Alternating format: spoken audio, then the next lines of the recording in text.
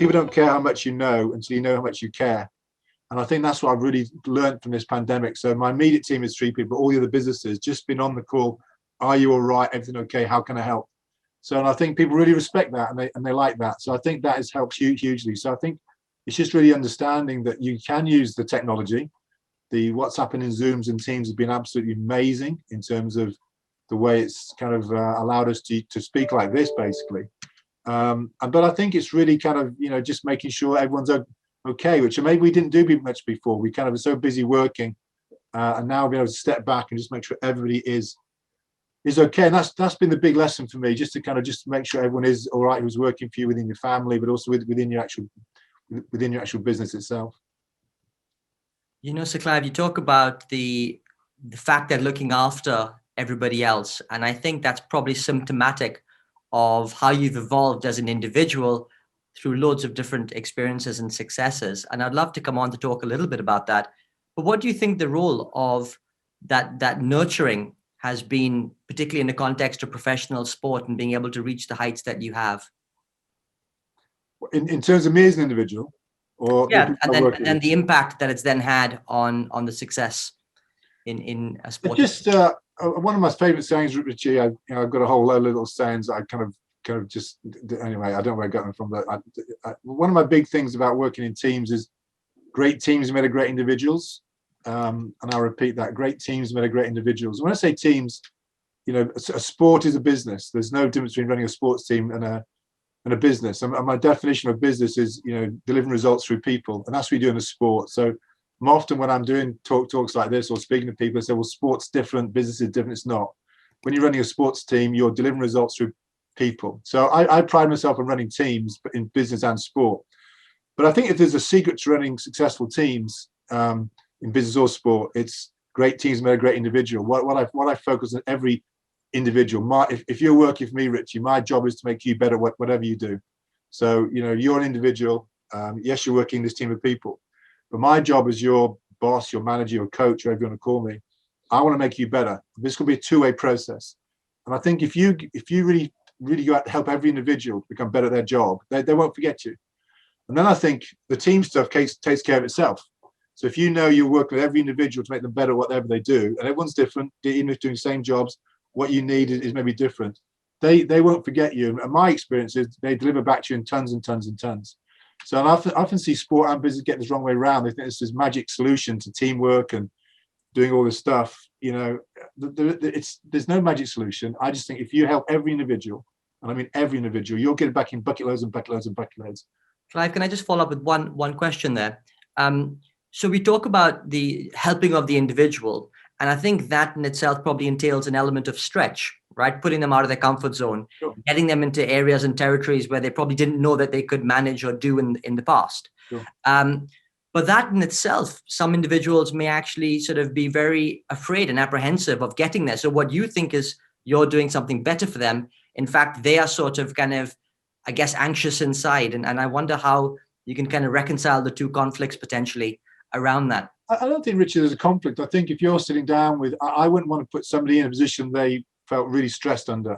I'd want to put it to maybe challenge them, yes, but not stress them out.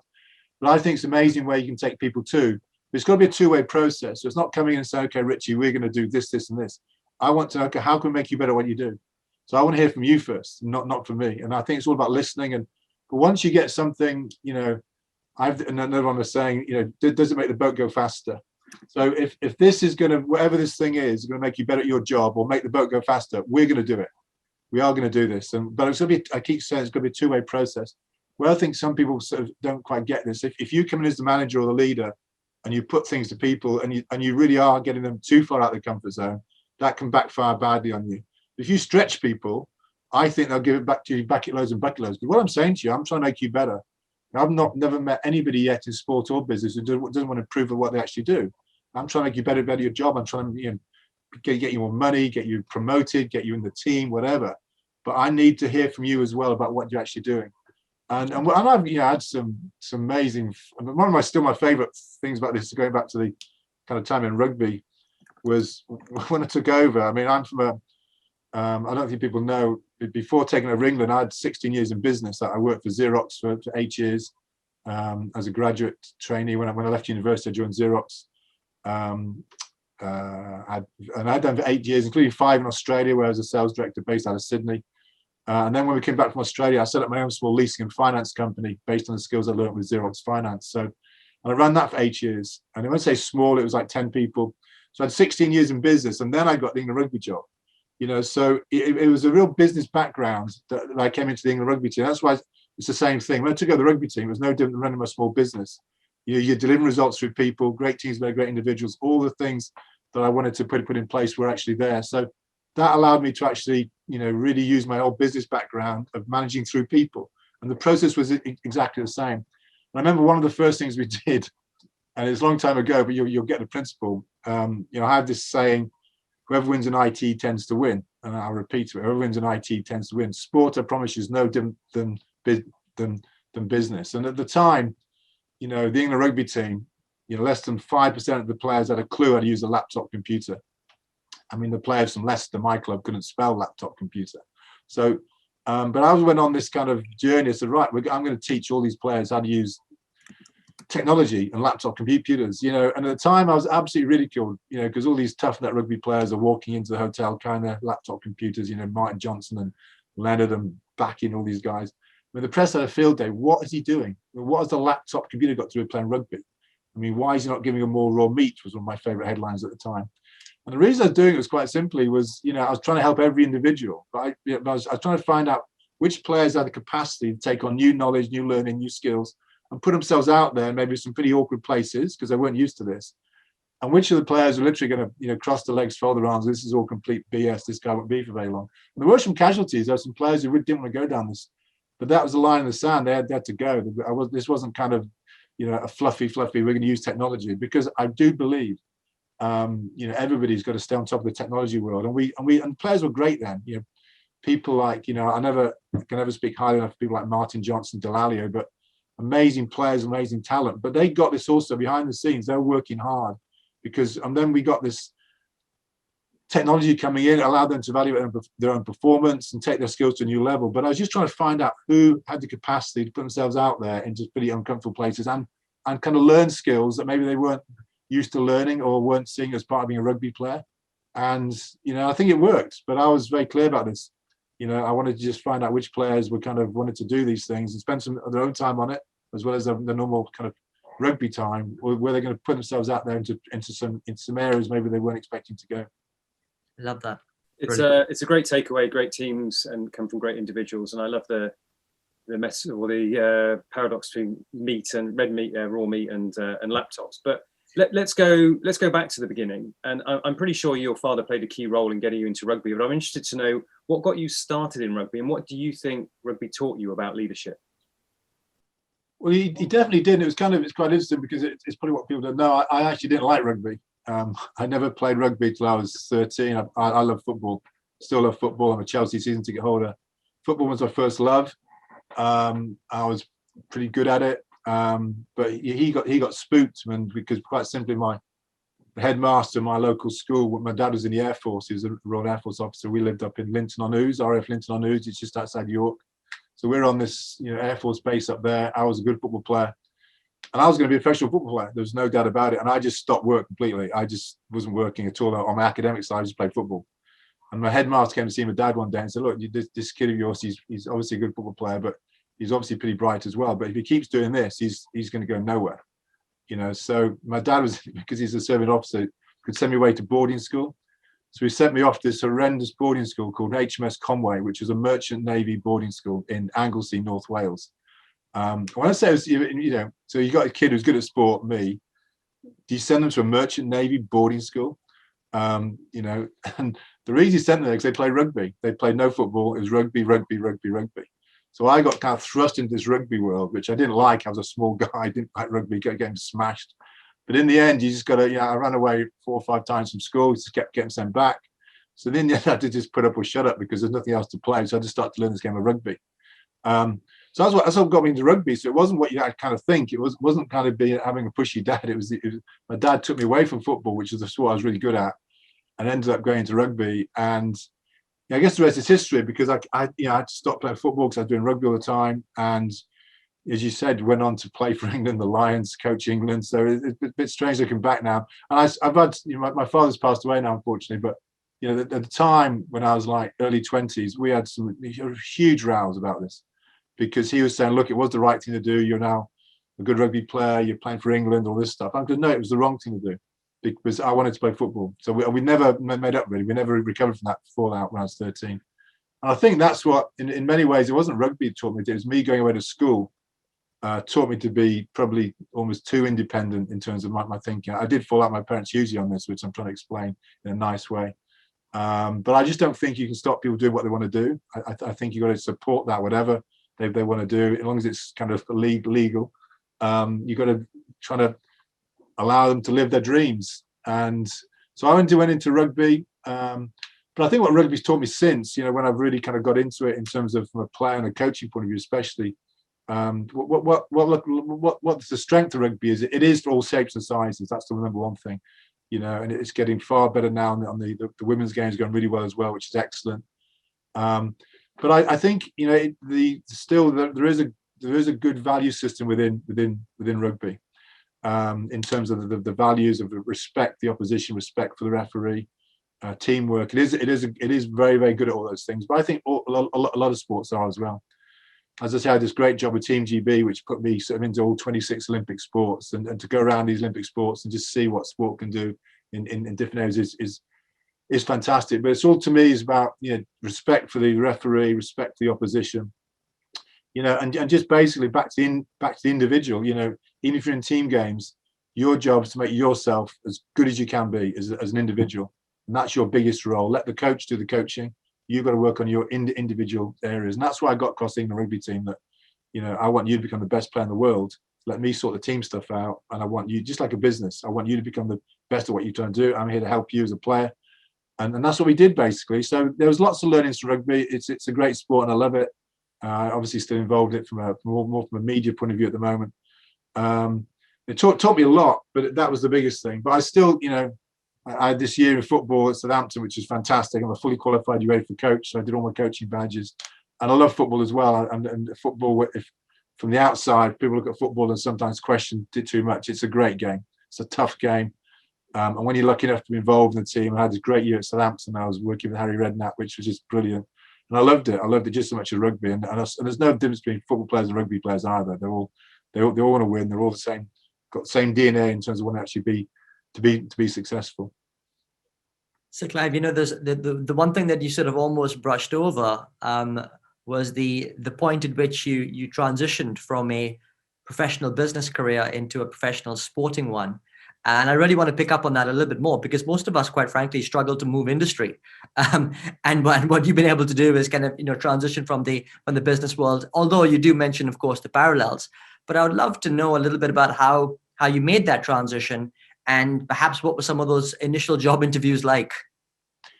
Yeah, I mean, I say to my kids, I've never planned my career, Richie. It's kind of, my career just kind of happened. And looking back now, I'm quite pleased with the changes I made. And it's not always good to change. Sometimes the grass isn't green on the side. But my career's gone in kind of 8-year chunks, for whatever reason. So I had 8 years at Xerox, ran my own small leasing and finance company for eight years. Then rugby union went professional.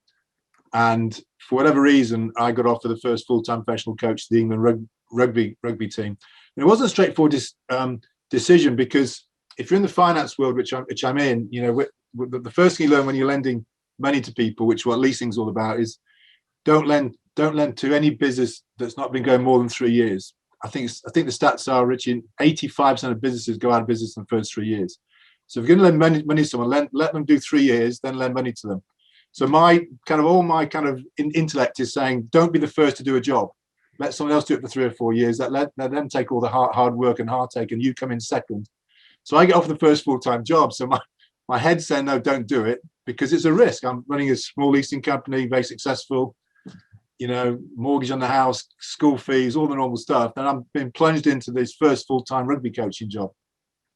But history says I did it. I'm pleased I did do it, but it wasn't easy. But I think at the time, I'd be totally wrong if I said to you I had this kind of model or business plan. I just walked in the door at Twickenham and just threw every bit of energy and passion at this job, and there was no kind of process, because I was the first one in.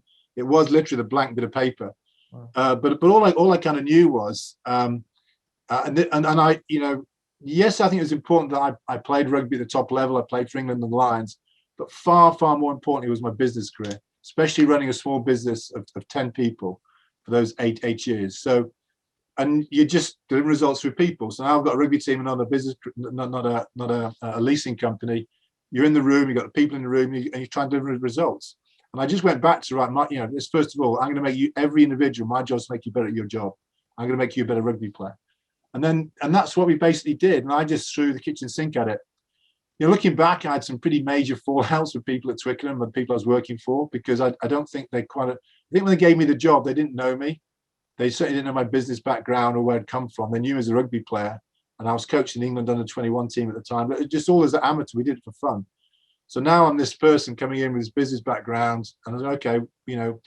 And also, you know, I you know, as Mark said, I played for England 21 times, which maybe doesn't sound too many, but in those days, that was about 5 years. We didn't play many games in those years. So I was a top player for 5 years. And whilst when you play for England, you're hugely proud of your career. I'm very proud to play for England and all that sort of stuff. But looking back, I was hugely frustrated because, you know, I was working for a real professional company in terms of Xerox, and then I'm playing for England as an amateur, and it was very, very amateur. You know, we couldn't beat the All Blacks. We couldn't beat South Africa. We weren't even on the same page as these guys. And that really frustrated me.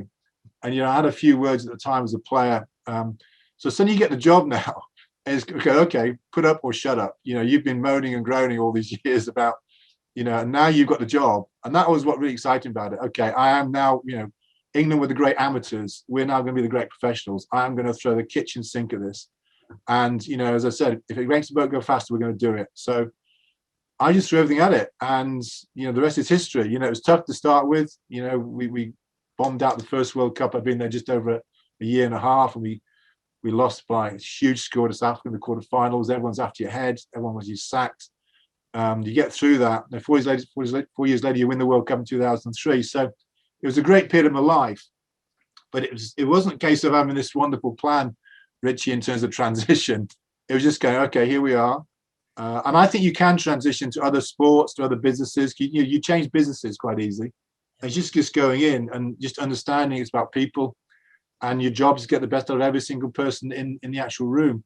And also, I think we were quite good at, because, you know, we were the first, you know, I was the first person in, you know, if it made, you know, I got being approached by all sorts of people with ideas, and I saw lots of people, but I was quite simply saying, you know, if it's going to make the boat go faster, we're going to do this. And I actually, well, looking back now, I don't think I'm that good at new ideas. What I think I am quite good at, if I hear a good idea, I'm good at making it happen, getting the budgets, making it happen. So I'm listening all the time, listening to players, other people, other sports. If it's going to make the boat go faster, that's what we actually did. And the RFU were great with me, to be fair. They backed me brilliantly. We had our moments every now and then, but for 7-8 years, they backed me totally in what we actually did. And we ended up, you know, with winning the World Cup and become the world's number one ranked team, which, if you'd said that when I first took over, people laughed at you. If people could say we go to New Zealand and win, they'd have laughed. If you go to South Africa and win, they'd have laughed.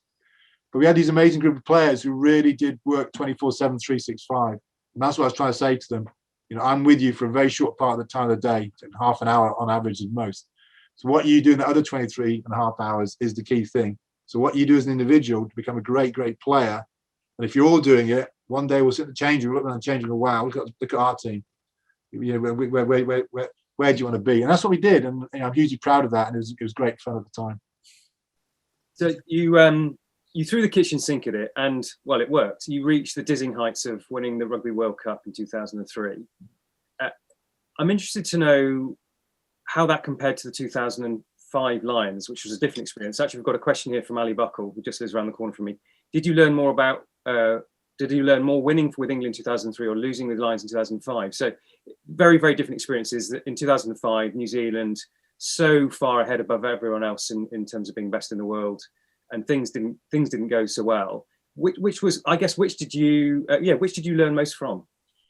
Now, listen, I think the key thing to understand is the 2002. It wasn't the case 2003. What I think I'm quite good at is building a business, building a team. And that takes some time. You know, the England rugby team, I started in 97. I think we would have won the World Cup 3 or 4 years later. So it probably took me 3 or 4 years to take a team from number 6 in the world to number 1 and win. And we won in 2003. And we didn't win by luck. We're the number 1 ranked team in the world. We're favourites to win, etc., etc. So you win the World Cup. You know, I've been to New Zealand as a coach and won. And then I get offered the Lions job. And it's again, every part of my body, my head saying, don't do this. Don't do this. You do not need to do this. But my heart and everybody else in rugby was saying, well, you got to do it. You just won the World Cup with England. You know, you've been to New Zealand in 2003 and won, which is unheard of. But my head was saying, don't do it, because there's no upside. Because also New Zealand, to be brutally honest, in New Zealand, you're not building a business. You've got like the best 2 months. It's a 2-month gig, 2-month task. And, you know, I decided to do it. I didn't apply for the job. I didn't approach the job. They came to me. I decided to do it. And I promise you, you know, again, I threw everything at it. And I probably, if I had one looking back, I probably threw too much at it. It's a completely different skill set. You've got 2 months to go at this. And also, you know, I'm going to say I'm very English. You know, I spent 5-6 years trying to knock the heads off all these Welsh guys and Irish guys and Scots guys. And now I'm being told to kind of look after them and coach them and try. And I wasn't a case of struggling. The tour, you know, it wasn't successful because we lost the test series. But, you know, I think you can make a million excuses. I probably threw too much at it. Did I learn from it? Hugely? You know, and I often say this, people say, well, you went up in the Lions. And, well, yeah, I got beat. But that happens. Do you learn from it? Of course you do. I learned huge about it. I was a far better coach after Lions than I was before the Lions. But of course, and that happens in business. When I'm interviewing people, I want to hear about where you've failed. I don't know any top businessman or top coach who hasn't failed sometime in their life. You know, and you actually need to go doing that is not the real world.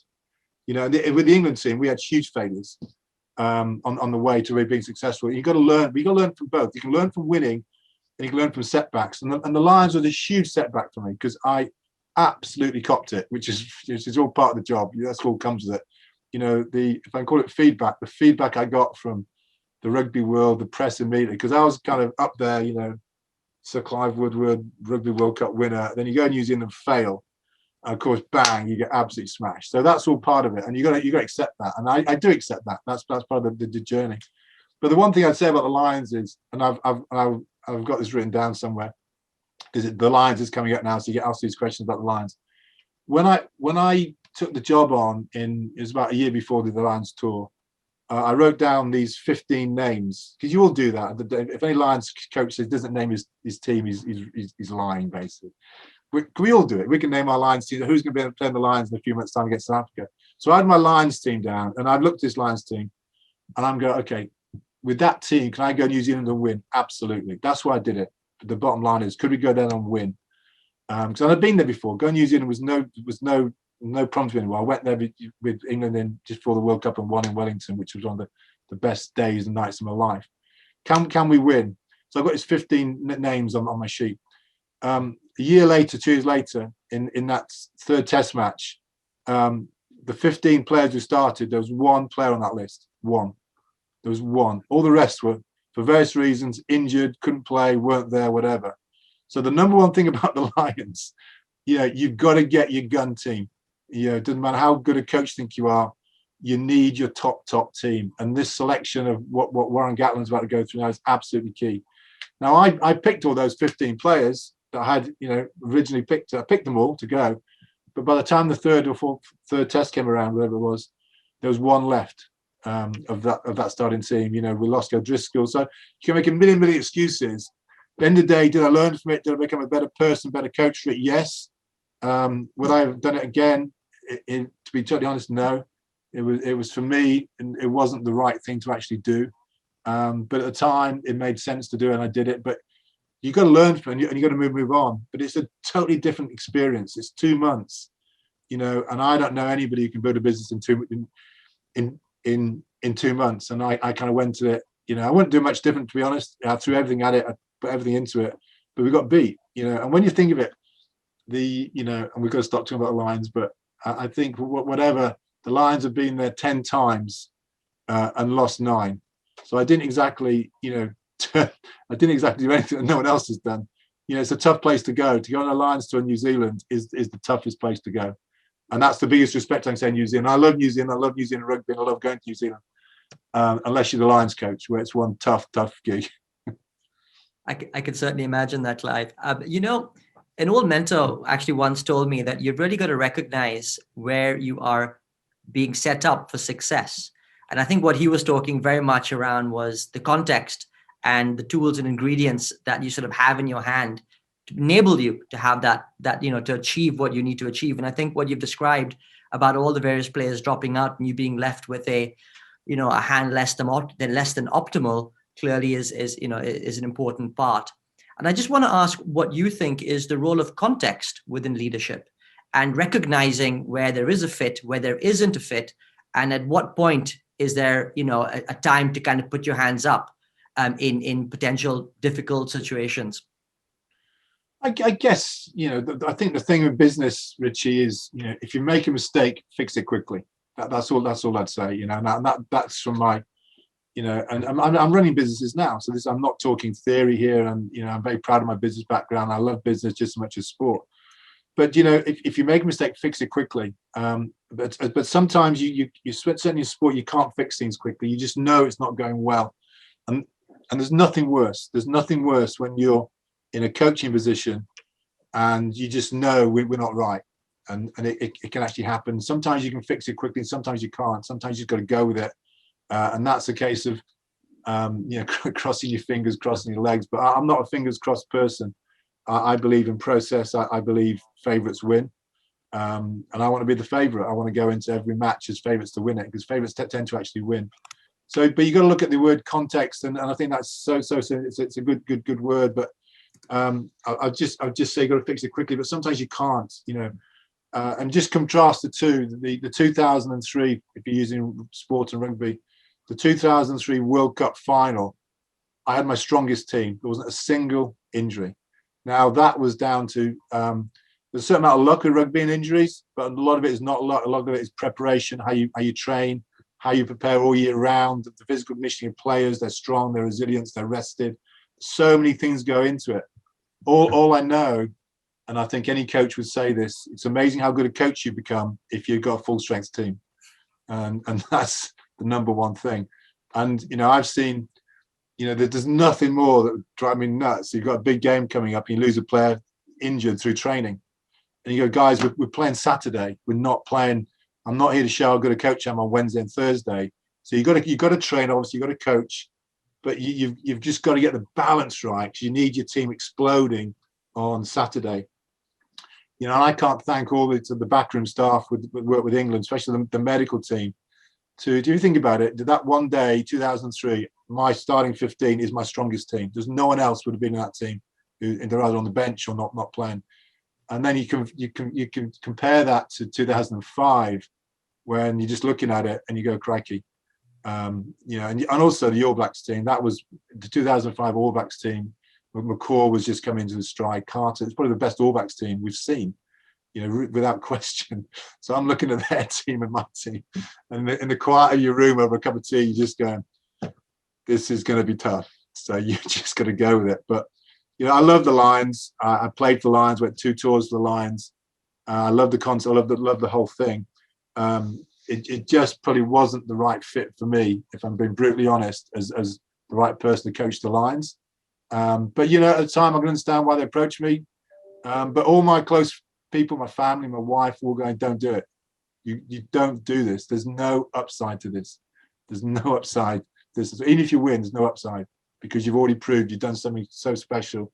And I think coaching England and winning the World Cup is, for me personally, bigger than coaching the Lions. That's because I'm very English, and to do that, the Lions job was somebody else. And there's great coaches. Gatland's a great Lions coach. Ian McGeechan was a great Lions coach. They just had a different skill set, I think, and I didn't kind of have that at the time. Yeah, so I'm going to change the subject a little bit towards Hive Learning, which maybe many people aren't aware of. Now, when you are winning a Rugby World Cup with England, you're eating, living, drinking, everything is all together. And so I'm fascinated to know how you've translated that into not just the business world, but into virtual digital learning. So can you tell us a bit about what Hive Learning is seeking to achieve? Yeah, I mean, it's what we call peer-to-peer learning, and basically the way the simple way of describing this is the way I coached the rugby team was I divided the game of rugby into 7 areas. So if you think of actually just look at the playing of the game at the moment. So I divided the game of rugby into 7 areas. You know, the obvious ones: defense, attack, pressure, etc., etc. And what we became really good at, and at the time I didn't even know how good we were at, was capturing everyone's knowledge. So under these 7 areas, we captured people's knowledge. I mean, really captured it. You know, everybody in the room, obviously the coaches, but players, everybody. And we started to capture it. And then when you capture this knowledge, I apply a thing called what I call 3D learning. And I don't know where I got this from, Mark, but I've always used this thing called 3D learning. And 3D learning is quite simply, if we use, let's just take something very, very simple, scrummage. Okay. So one of our areas or posters will be scrums. So 3D learning is the first D is we discover. So we're going to study everything about scrums. And I mean everything. We're going to get as much knowledge we coming in on this thing called scrums. The second D, so the first thing is capturing everyone's knowledge. The second D is what I call distill. So once we've got all this knowledge, how do we distill this knowledge into what I call key points? So out of all this knowledge, what are the absolute key points we've got to get absolutely right to actually make sure we scrummage properly? So we study those things. And then the third D in 3D learning is do. So once you know your key points, how do we do it better? How do we practice it? How do we train for it? If you think of 3D learning, which is discover, distill, do, there's nothing you can't apply it for, nothing at all. You know, I'm looking at my garden here. If I'm going to say, okay, I'm going to create the best lawn in the world, discover, find out all about it, get as much information as you can, right? What are the key points? What are the absolute key points we're going to get right? And how do we do it better than anybody else? And the key thing was learning, meaning we're getting all this information coming in, not just from the coaches, from anybody. We get information from anywhere. We're not proud of it. We've got everything coming in. And then quite simply, we keep discussing it. The peer-to-peer learning is everybody's learning in the room. Everyone's inputting all the time. So quite simply, that was the basis of Hive Learning, because what I found, especially when I joined the Olympic world, was going around a lot of sports. That wasn't happening. This wasn't a kind of, it was still too much. The head coach, this is what we do. Just, I'm in charge, do. There was no input from all the actual team. So quite simply, we built this app called Hive Learning, which allows that process to take place in big numbers, where you're putting in your content, but everyone's discussing it on an ongoing basis. You're trying to find out, you know, what makes the boat go faster, basically. So you're discovering all the time, and you must never stop learning. So this discover section, it never ends. You're always putting new information and new thoughts in, and this allows other people to look at it, comment on it, talk about it, and that's what the actual app does. And I'm hugely proud of it. We're working within the NHS, we're working with Barclays, so it's not just a sports app; it's a business app. It's peer-to-peer learning, and also where the company's moved on is we now provide content. So if you're coming to us and we look at a subject like diversity inclusion, we're providing a huge amount of content in bunk-sized chunks where all your team can look at it. Most important, discuss it, you know, within your business, within your actual team. As I say, I'm hugely proud of it. We set up in 2012. It's going pretty well despite these tough times. But it just digitized the way I coached, you know, and I'm big at listening to other people and then using a 3D learning module to actually bring it to life. Clive, I absolutely love that 3D learning module. So I'm not going to nick it, but I'm going to remember. Discover, distill, do. Amazing. The other thing I did, Richie, and I used the rugby example, which is a good example. What I used to do was in the rugby world was to bring people like you into my world. What do I mean by that? These are people who are friends of mine. But every one of them I knew was successful, whatever they did. But they're rugby fans, so you know. So we had a couple of hedge fund managers, you know, various chief executives from big companies. The deal was this: you can come and spend a day or 2 days with me. So I'd bring you into the England rugby camp, sit in the back of the room, keep out of the way, don't go gaga when Johnny Wilkinson walks in. But here's the deal: we're going to show you everything. You can come in, you know, we're going to show you everything what we actually do. But here's the deal: by the time you leave, in a day's time, 2 days' time, I want at least one thought or one idea of something we could do better. I promise you, in the 7 years of coaching England, I would have brought in over 40, 45 people individually. And I equally promise you, every single one of them left and gave me a bit of paper saying, have you thought about this? Have you thought about that? You drive me nuts when some flipping hedge fund manager who hadn't played rugby since his prep school under-8s will come up with an idea we've not thought about. And we're supposed to be this high-performing, all-singing, all-dancing team. And I used to say, how come it's taken a hedge fund manager to come up with this idea? How come we've not thought about this? I love that. And then you sit down with your team and you go, listen, I've had this great idea. And that's how it kind of works. So don't underestimate the discover where you can get new ideas and thoughts from, not only within your own business, but people from the outside if you're allowed to actually do it. And it's just a simple process.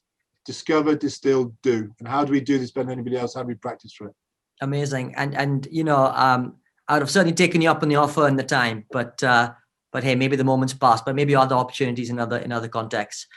So Clive, I want to ask maybe a bit of a curveball question here.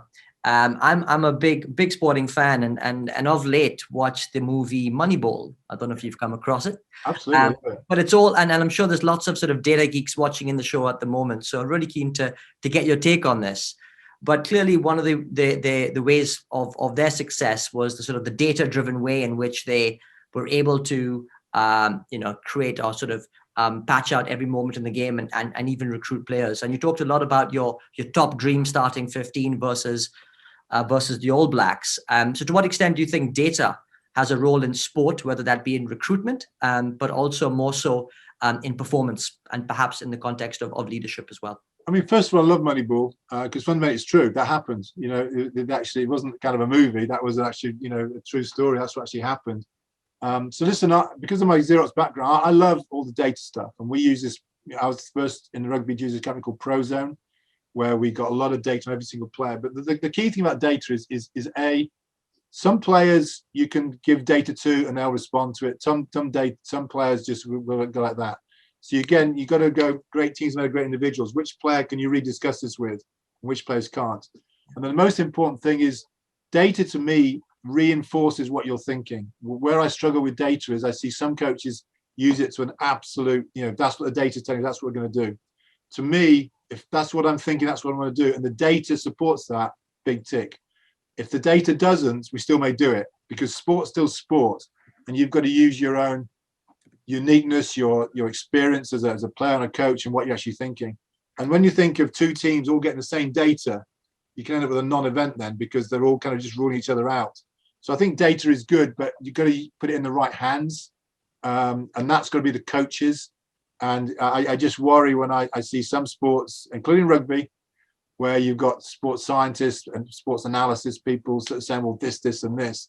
And the coaches blindly go down that path where you're thinking, hang on, that is just almost too obvious because the opposition know you're doing all this.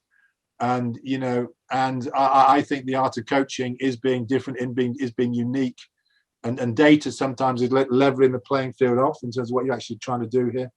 And we've seen that in rugby. The amount of kicking now in your own half has just gone beyond the pale because the data and the stats will saying, you've got more chance of actually scoring when you're, getting the ball in their half of the field as opposed to your half of the field. So don't even try and run it out, just kick it out and try and press down there and try and win his kicking duel. It's changing rugby, and you get two teams doing that, you've got a non-event. And I don't think that data is right, by the way, in terms of winning. If you've got a skillful team who can keep the ball, who can play, you've got great passing skill, the data can't pick that up. The data can't pick up the skills of individual players or what the coach is seeing. So listen, I love data. I just want it to be in my hands. I don't want it to be in too many players' hands because it can completely confuse people. And it can certainly confuse gullible coaches who are trying to be sometimes a little bit too flash. And so we've got all this data and I'm just looking and going, guys, the biggest data is in your head. This is your data, your eyes, your brain. That's what the data you've got to use as a coach. And yeah, you get some facts and figures to maybe reinforce that, but no more than that. So Clive, it's 8:45. Where's the time gone? It's just flown by. Pretty quick. It's been an absolute pleasure having you on the show. I'm just going to do a few reflections and then same with Richie before we close. I think there's so many pearls of wisdom and insights for all of us. Great teams come from great individuals. Coaching is a two-way process. You talk many times about throwing the kitchen sink at it, giving your all. I think we can all learn from that. But also, it's not a straight line journey. Sometimes you need to fail. In fact, you need to fail to get the real learnings for future success. Have your top team. That was so vivid. The one player you wanted out of 15, don't make sure the odds are stacked in your favor because favorites win. Great line. But also the discover to still do. I think that's a great takeaway for everybody. And perhaps that leads me on to say the key things I've taken away is you say it like it is, but perhaps more than anything, I've understood better the symbiosis between business and sport, as you've described it. What links the two, the parallels, some subtle differences, but actually fundamentally they're the same things. in terms of coaching for high performance. So it's been wonderful to have you on. I'll hand to Richie for a few thoughts, and then I'll do a final close. Thanks, Mark. Thanks, Mark. And you've certainly covered a lot of the ground in that sense. But the one thing that I really reflect on, Sir Clive, is the notion when we talked about your sort of thoughts around data, because you touched on this word saying it's an art. And I think, like most things, people do tend to forget that in anything in life, it's as much an art as it is a science. And actually, sometimes it's how you balance and mix the art and the science is where the magic takes place. This works, by the way, in our context in marketing all the time, where you talked about, coaches being too led by this stuff, almost as a way of being fancy or stylish. Systemic problem too in our industry. And it's one to be solved for, because the best marketers are the ones that mix both the art and the science. And I think that's shone through when you talked about it in your sporting context too. So I think that's one of my key takeaways from this. And it was an absolute privilege. And I've really learned, just so much from this conversation. And I genuinely wish I had that opportunity to be in the locker room with you and experience that. But hey, maybe in another context at some other time. But thank you very much for this morning. It's been a Thanks, pleasure. Richie, for your kind words. Pleasure. Thank you. Yeah, keep dreaming, Richie. So I just wanted to thank everybody for tuning in. We failed abysmally at answering all the questions. There were far too many, but thank you. And hope you've enjoyed the experience. Just to say, next week we have Sophie Devonshire, CEO of the Marketing Society, coming on board. But for now, all that remains is to say thank you, Clive, and everybody have a great weekend, and hope you've enjoyed this experience.